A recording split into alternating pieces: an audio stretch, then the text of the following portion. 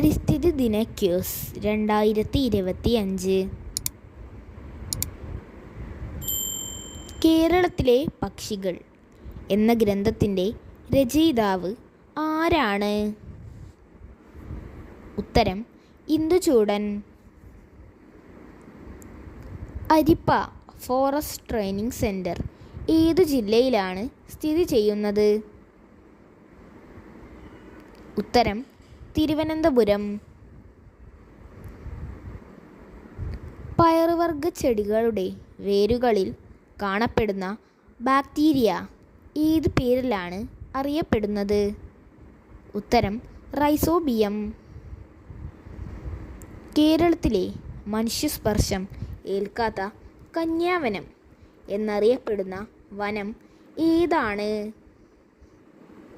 ഉത്തരം പാലക്കാട് ജില്ലയിലെ silent Valley.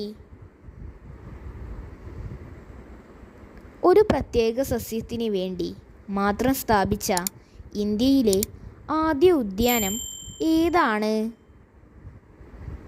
ഉത്തരം കുറിഞ്ഞിമല. ബൊട്ടാണിക്കൽ സർവേ ഓഫ് ഇന്ത്യയുടെ ആസ്ഥാനം എവിടെയാണ്? ഉത്തരം കൊൽക്കത്ത. പരിസ്ഥിതി സംരക്ഷണ നിയമം നിലവിൽ വന്നത് ഏത് വർഷമാണ്? ഉത്തരം 1986. കേരളത്തിലെ മയിൽ സംരക്ഷണ കേന്ദ്രം ഏത് പേരിലാണ് അറിയപ്പെടുന്നത്? ഉത്തരം ചൂലന്നൂർ. കേരളത്തിൽ ഏറ്റവും കൂടുതൽ നദികളുള്ള ജില്ല ഏതാണ്? ഉത്തരം കാസർഗോഡ്. ഏഷ്യയിലെ ആദ്യ ബട്ടർഫ്ലൈ സഫാരി പാർക്ക് ഏതാണ്? ഉത്തരം കൊല്ലം ജില്ലയിലെ തെന്മല. കേരളത്തിൽ ഏറ്റവും കൂടുതൽ ദേശീയ ഉദ്യാനങ്ങളുള്ള ജില്ല ഏതാണ്? ഉത്തരം ഇടുക്കി.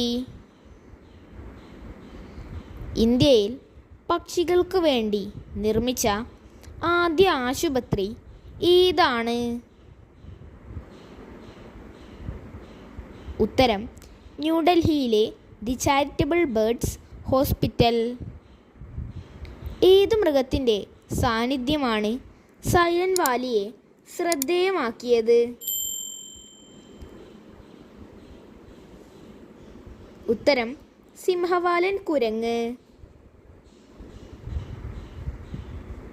കേരളത്തിലെ ഏറ്റവും വലിയ ദേശീയ ഉദ്യാനം ഏതാണ്? ഉത്തരം പാലക്കാട് ജില്ലയിലെ സൈലന്റ് വാലി. കേരളത്തിലെ കണ്ടൽക്കാടുകളെ പറ്റി പ്രതിപാദിച്ച ആദ്യ ഗ്രന്ഥം ഏതാണ്? ഉത്തരം ഹോർത്തൂസ് മലബാറിക്കസ്.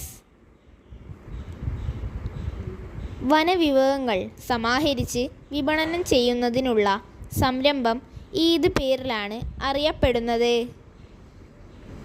ഉത്തരം വനശ്രീ.